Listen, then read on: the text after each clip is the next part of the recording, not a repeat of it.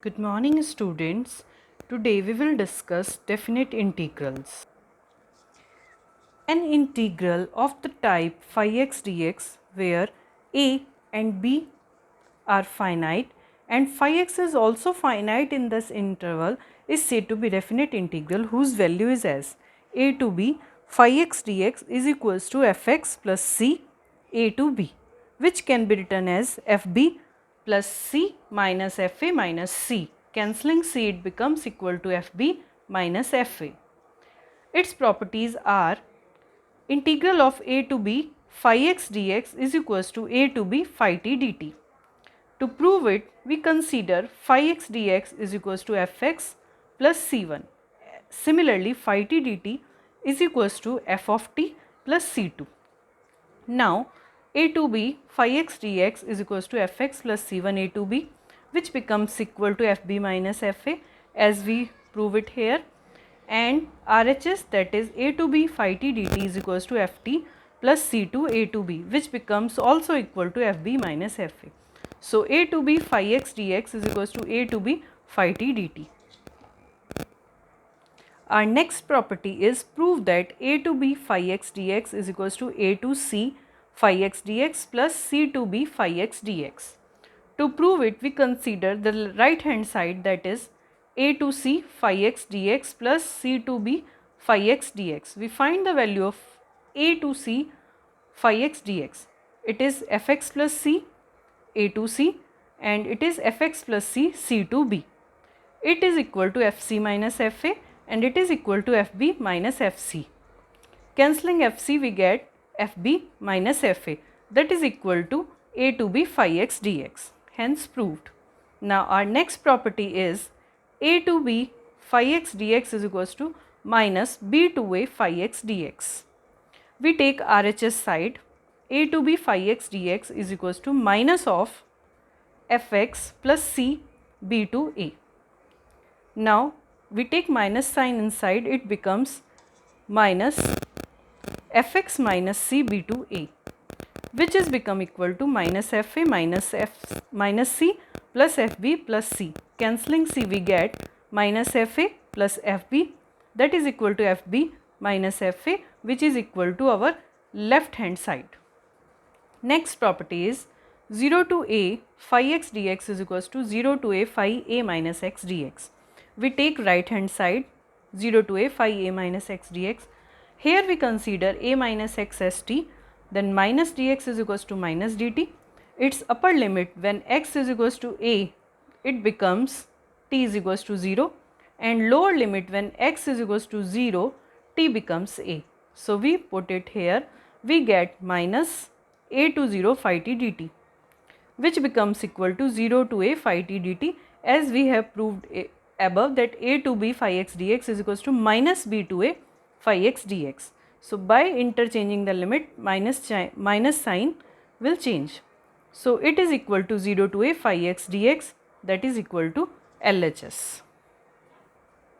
Our next property is proof that 0 to a phi x dx is equals to 2 times of 0 to a phi x dx if phi of 2a minus x is equals to phi x, and 0 if phi of 2a minus x is equals to minus of phi x. So here we take left hand side, that is 0 to 2a phi x dx, it becomes equal to 0 to a phi x dx plus a to 2a phi x dx. Now for a to 2a phi x dx, we consider 2a minus x is equals to t, it we can write as 2a minus t is equals to x and minus dx is equals to dt. Its upper limit for x is equal to 2a is t is equals to 0, and lower limit for x is equals to a is t is equals to a.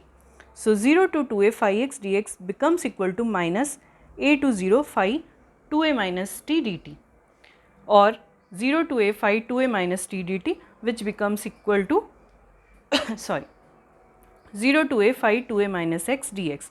Now putting this value in equation 1, we get LHS equal to 0 to a phi x dx plus 0 to a phi 2a minus x dx.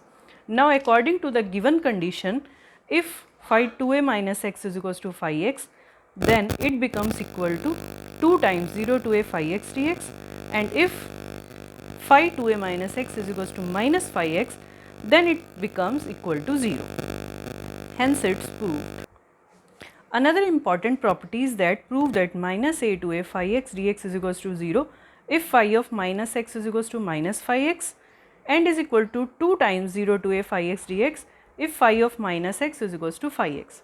Here we also find the value of minus a to a phi x dx, that is equal to minus a to 0 phi x dx plus 0 to a phi x dx. In first integral we put x is equals to minus t and dx is equals to minus t. Upper limit becomes equal to 0 and lower limit becomes to a. So minus a to a phi x dx will become equal to minus a to 0, that is equal to 0 to a phi minus t, and also become equal to 0 to a phi of minus x dx. Now putting this value in given equation, we get this value. Now according to the given condition, if phi of minus x is equals to minus phi x, then it becomes equal to 0, and if phi of minus x is equals to phi x, then it becomes to 2 times 0 to a phi x dx.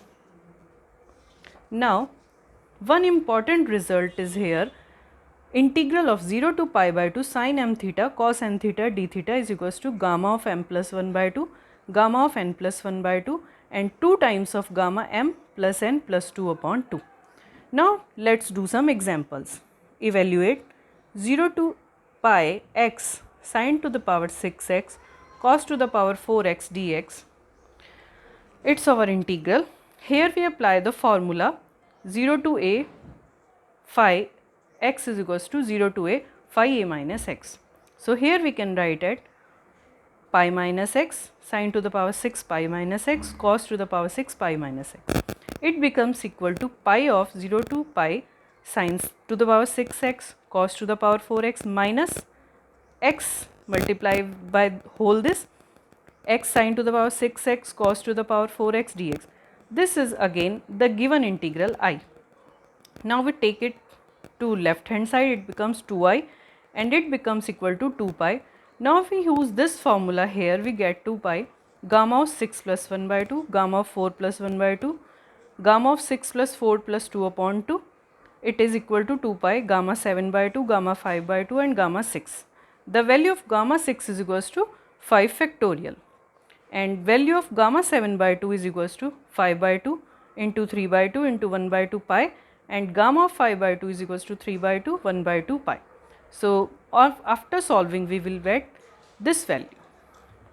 Our next example is evaluate 0 to pi by 2 root of sin x upon root of sin x plus cos x into dx. Let interval I is this. We again use the formula 0 to a phi fx dx is equals to 0 to a f a minus x dx. So 0 to pi by 2 sin pi by 2 minus x sin pi by 2 minus x plus cos pi by 2 minus x. Sin pi by 2 minus x becomes cos pi by 2 cos x, and cos pi by 2 minus x becomes sin x. So adding first and second equation, we get root of sin x plus cos x upon root of cos x plus sin x. Cancelling numerator and denominator, we get 1 and its value is equal to x and its value is equal to pi by 2. So I is equals to pi by 4. Similarly, we can do more examples.